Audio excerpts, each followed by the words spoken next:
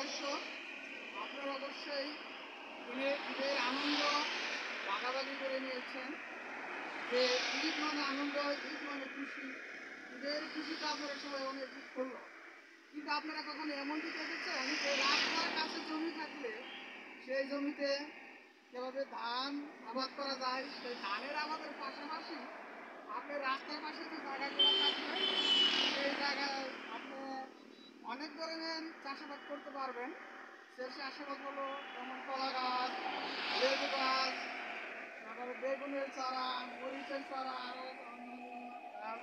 অনেক এখানে লাউ গাছ, যেমন জানলা দিয়ে অনেক সময় এখানে লাউ গাছ তৈরি করে, তারপরে কালনা গাছ, আরও কাঁঠাল গাছ, আম গাছ, অনেক গাছ লাগানো সম্ভব।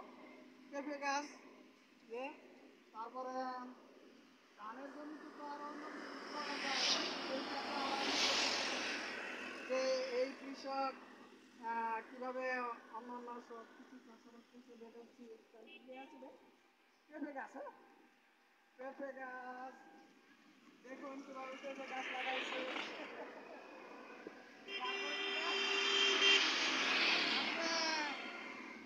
পেয়ারা গাছ দেখুন কিভাবে পেয়ারা গাছ লাগাইছে। পেয়ারা গাছের নিচে আছে লেবু গাছ। গাড়ি শব্দ তো কিছু শোনা যাইতেছে না, ক্যামেরাম্যান। দেখেন লেবু গাছ কিভাবে লাগাইছে। আরো আছে দেখেন অনেক ধরনের গাছ, গাছ আর গাছ লাগানো হয়েছে এখানে একই জমিতে। যেরকম দেখতে হবে জমি, তারপর লাগাইছে কি গাছ? এটা কি গাছ? বাঁশ। বাঁশ গাছ লাগানো হয়েছে। বাঁশ গাছ কি বাঁশ না? এটা কি গাছ? ঠিক আছে না কি? জাম্বুরা গাছ। আরে ভাই, বাদামি লেবু। এর আগে হচ্ছে জাম্বুরা খাইছেন? হ্যাঁ, কাঠবেরি কি জাম্বুরা খাও না কি খাও? হ্যাঁ, কি খায় কাঠবেরি? কি বাদামি লেবু খায় না? বাদামি লেবু আর জাম্বুরা কি এক? হ্যাঁ, বাদামি লেবু আর জাম্বুরা এক? আপনার অবশ্যই একটি কবিতা শুনে কাঠবেরি পুরোপুরি খাও না কি খায়? বুঝলে গেছি ভাই কবিতাটা। এটা সেই বাদামি লেবু গাছ। এর সাথে আর শুনতে পাচ্ছেন আমাদের কাছে কি গাছ? কলা গাছ। কলা গাছ, কলা গাছ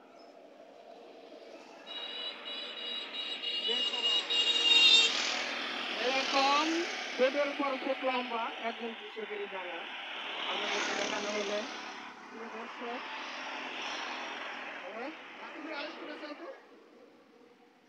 কলা গাছের ফুল দেখাচ্ছেন তো?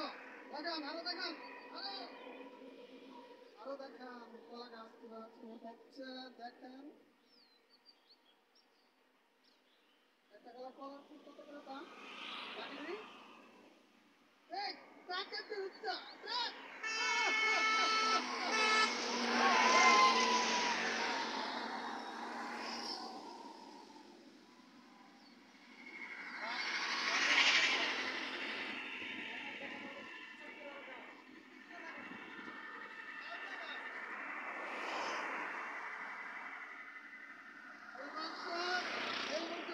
সাজনা গাছ কিভাবে তৈরি করা হয়?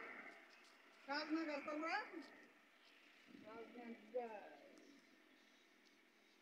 কি পেঁপে দেখেন, পেঁপে গাছ থেকে আরো আমার তুলুন।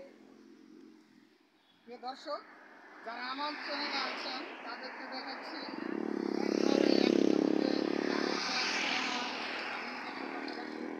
গাছ, কলা গাছ ইত্যাদি আপনারা দেখবেন।